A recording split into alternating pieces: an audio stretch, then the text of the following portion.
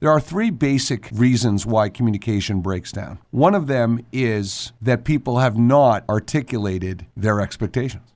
There's two rules for setting expectations. It's very simple. You should have no problem if someone has an expectation of you, if the person has made clear what their expectation is, and if you have agreed to it. Those are the only rules that go with expectations.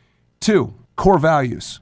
Your core values are different than my core values. The way I communicate with you, the way I resolve conflict, the way I respond to you when I'm frustrated and disappointed, the way I value respect and integrity and those words. Respect, when it comes to core values, if you want to be respected a certain way, it could be different than ways that I'm used to showing respect or have been taught to show respect. So that's a huge area where communication can break down, because if your core values are around honesty and trust and integrity and respect, and let's talk about trust.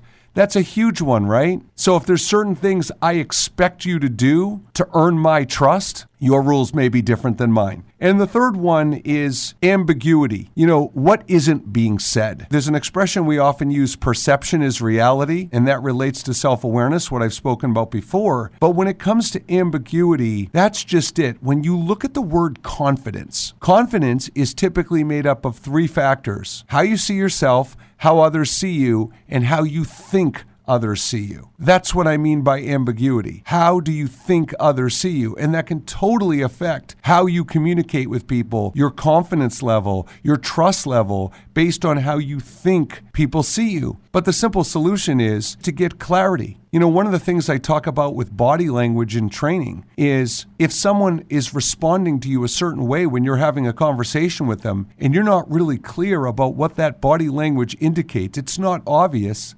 ask. If you're in the middle of selling something to someone and you see them scratch their head, they're confused. Don't just keep going on your presentation. Ask. If you want to improve your communication skills, regardless of what your relationship is, you need to remove the ambiguity. You need to be clear on what your core values are and how they're different, and do some introspection to really understand what your expectations are.